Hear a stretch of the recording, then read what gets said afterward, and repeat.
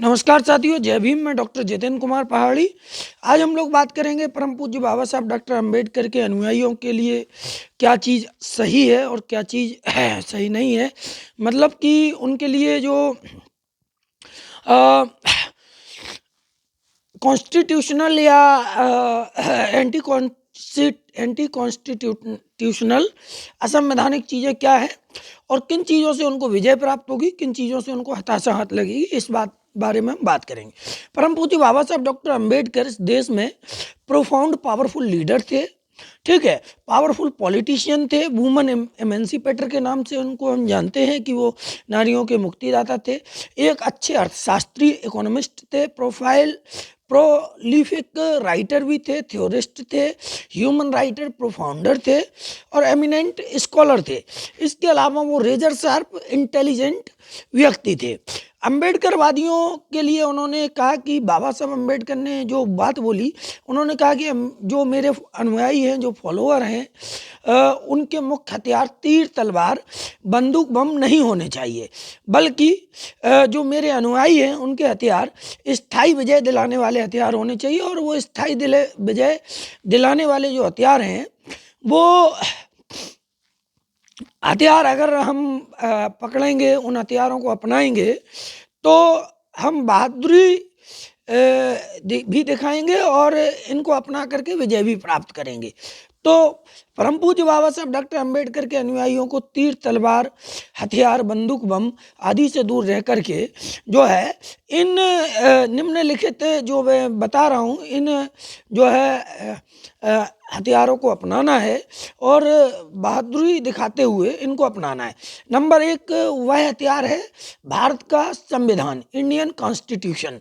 बाबा साहब अंबेडकर ने ये दलित, पिछड़े, आदिवासी और बहुसंख्यक आबादी की मुक्ति के लिए ये जो संविधान लिखा है, इसमें इतने सारे राइट्स हैं कि इसको हमारे जो दलित समाज के लोग हैं, पिछड़े समाज के लोग हैं या अल्पसंख्यक समाज के लोग हैं, यानी कि पूरे बहुजन समाज के लोग और जो गरीब सवर्ण जाति के लोग हैं, उनको, जिनके अंदर मानवीयता है, उनको इस जो है संविधान को अपना लेना चाहिए, इस संविधान को पढ़ना चाहिए, इस संविधान की एक एक आर्टिकल को जानने की कोशिश करनी चाहिए। दूसरा जो हथियार है जिसको बाबा साहब अम्बेडकर के अनुयायियों को अपनाना चाहिए, वो है बुद्धिज्म।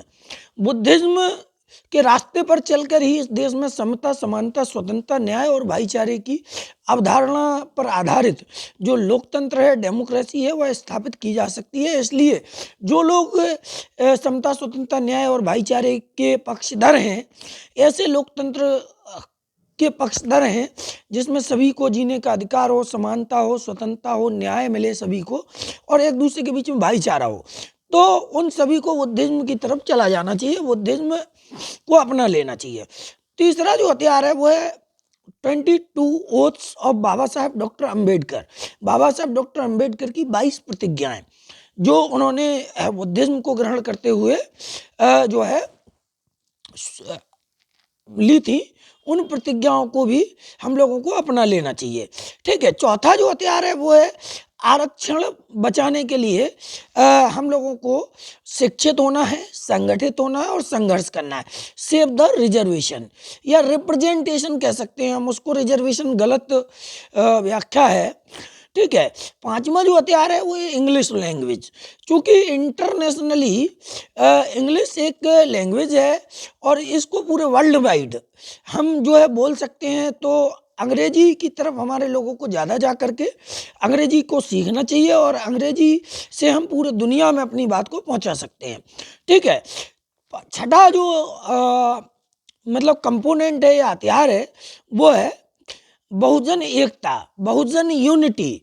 ठीक है, मतलब कि बाबा साहब अम्बेडकर ने भी हम लोगों को एक मूल मंत्र दिया कि शिक्षित बनो, संगठित रहो और संघर्ष करो। तो उन्होंने कहा एजुकेट, एजिटेट एंड ऑर्गेनाइज। तो हम लोगों को जो बहुजन आबादी है, बहुसंख्यक आबादी है इस देश की, उसके बीच में एकता उत्पन्न करनी है, भाईचारा पैदा करना है।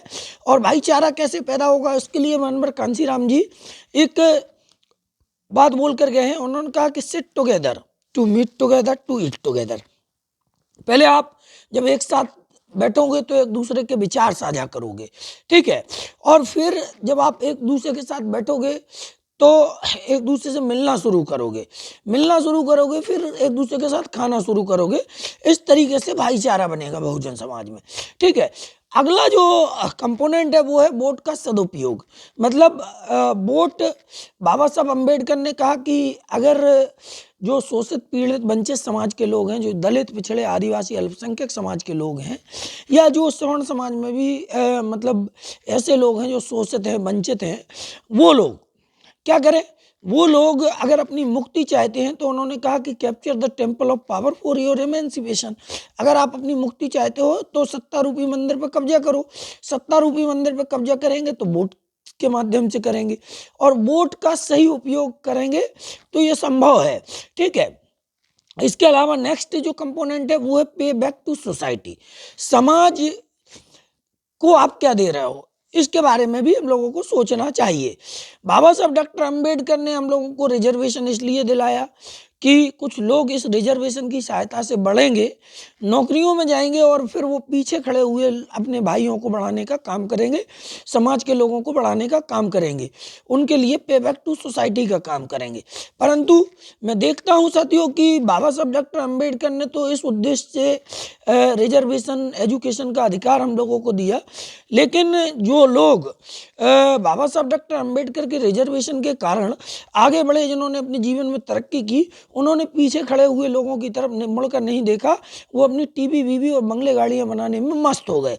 ऐसे लोगों के लिए ही बाबा साहब डॉक्टर अंबेडकर ने कहा कि मुझे पढ़े लिखे लोगों ने बहुत धोखा दिया है, मुझे पढ़े लिखे लोगों ने जो है मेरे साथ विश्वासघात किया है, मुझे कुठाराघात किया है। ठीक है। तो हम लोगों को बाबा साहब डॉक्टर अंबेडकर की इस बात को ध्यान रखते हुए जो पढ़े लिखे साथी हैं, जो पढ़े लिखे लोग हैं, उनको पे बैक टू सोसाइटी के लिए आगे आना चाहिए। नेक्स्ट जो कंपोनेंट है वो है एडवोकेसी, यानी वकालत।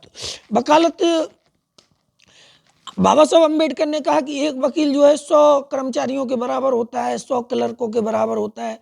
तो ये हमारे लोगों को वकालत की तरफ भी ज़्यादा से ज़्यादा जाना चाहिए, ताकि हम समाज के साथ न्याय कर सकें, समाज को न्याय दिला सकें।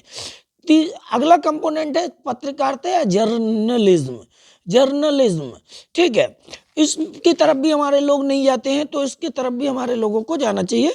उत्तम भाषण की कला, हमारे लोगों को बोलना सीखना चाहिए, उत्तम वक्ता बनना चाहिए, ताकि हम अपनी बात को जस्टिफाई कर सकें, लोगों के सामने रखें, तो उस बात का कुछ तर्क संगत रख सकें, अपनी बात को सही से जस्टिफाइड कर सकें, जस्टिफिकेशन दे सकें। ठीक है। सोशल मीडिया का ज़्यादा से ज़्यादा हमारे लोगों को उपयोग करना चाहिए, जैसे कि मैं अभी करता हूँ, चैनल के माध्यम से अपनी बात रखता हूँ, फेसबुक के माध्यम से भी रखता हूँ, लोगों को जगाने की कोशिश करता हूँ। एक छोटा प्रयास है, क्योंकि हम तो बाबा साहब डॉक्टर अंबेडकर और मनोहर कांशीराम के अगर बाल के नोक के बराबर भी काम कर सके तो हम अपने जीवन को धन्य समझेंगे, इसलिए इसी उद्देश्य के साथ इन कामों को करते हैं। ठीक है। खेल, कला और पर्यटन के माध्यम से जो है हम लोगों को आगे बढ़ना है। बाबा साहब अंबेडकर ने यह भी कहा कि हम लोगों को सम्राट अशोक का बताया वाक, संख्य और सेल्फ इंट्रोगेशन, यानी आत्म परीक्षण, ये भी करना है। कलिंग युद्ध लड़के जब सम्राट अशोक आया तो उन्होंने देखा कि जो है मेरे मेरे इस युद्ध के कारण बहुत रक्तपात हुआ, तो उसने जब अपने आप को का आत्म परीक्षण किया तो बहुत गिल्टी महसूस की, गिलानी महसूस की। उसके बाद उसने बुद्धिज्म की तरफ अपने को मोड़ लिया और जो है खून खराबे से दूरी बना ली। तो इस तरीके का अगला जो कंपोनेंट है वो धर्मनिरपेक्षता, सेकुलरिज्म, जिसके बारे में बाबा साहब अम्बेडकर ने संविधान में लिखा भी है। वैज्ञानिक दृष्टिकोण भी हम लोगों का होना चाहिए। अब कुछ ऐसी बातें हैं जिनके कारण हम लोगों का नुकसान ही होगा, फायदा कभी हो नहीं सकता है। तो साथियों, आपराधिक कदम जो हैं हम लोगों को जीत नहीं दिला सकते हैं, बल्कि उनसे हमारा नुकसान होगा। और वो नुकसान क्या होगा, इस पर भी थोड़ी चर्चा कर लेते हैं। हम अगर किसी अपराध में लिप्त हो जाते हैं, आपराधिक प्रवृत्ति या आपराधिक कदमों से विजय पाना चाहते हैं, तो उससे हम लोगों के बहुत सारे नुकसान होंगे। पहला नुकसान होगा कि नौकरी के लिए हम अयोग्य हो जाएंगे। दूसरा, हमें किसी दूसरे देश में जाने के लिए पासपोर्ट और वीज़ा नहीं मिलेगा। तीसरा, हमें कोई भी आर्म लाइसेंस नहीं मिलेगा, शस्त्र रखने की अनुमति नहीं होगी, चुनाव लड़ने में समस्या आएगी, चुनाव लड़ने की भी अनुमति नहीं होगी जब हम पे कोई बड़ा एलिगेशन हो जाएगा। ठीक है, निर्दोष जो हमारे परिवारीजन हैं, जो हमारे फैमिली मेम्बर्स हैं, उनको भी षड्यंत्र का शिकार होना पड़ेगा और वो भी बेचारे परेशान होंगे। और नेक्स्ट जो है वो नुकसान होगा, वो निरोधात्मक कार्रवाई होगी। जैसे हमारे ऊपर आर्म एक्ट लगा दिया जाएगा, गुंडा एक्ट लगा दिया जाएगा, समय समय पर छोटी छोटी धाराओं के साथ मुकदमे दर्ज होंगे। इससे हमारा जीवन तहस नहस हो जाएगा। शादी विवाह तक में हम लोगों को दिक्कत आ जाएगी, ठेकेदारी भी नहीं मिलेगी। तो इन सारी चीज़ों से बचने के लिए हम लोगों को परम पूज्य बाबा साहब डॉक्टर अम्बेडकर का बताया हुआ रास्ता अपनाना है, और बाबा साहब डॉक्टर अम्बेडकर के रास्ते पर चलकर ही हम जो है क्या कर सकते हैं, अपनी मुक्ति के साधन बना सकते हैं। तो मैं तो सिर्फ इतना कहूँगा कि बाबा साहब डॉक्टर अम्बेडकर ने कहा कि अगर ज़िंदगी में हम पीछे रह गए तो इसके पहले दोषी हम खुद होंगे, कोई दूसरा बाद में होगा। इसी बात के साथ जो है हम अपनी बात को ख़त्म करेंगे। जय भीम, जय भारत, नमो बुद्धाय।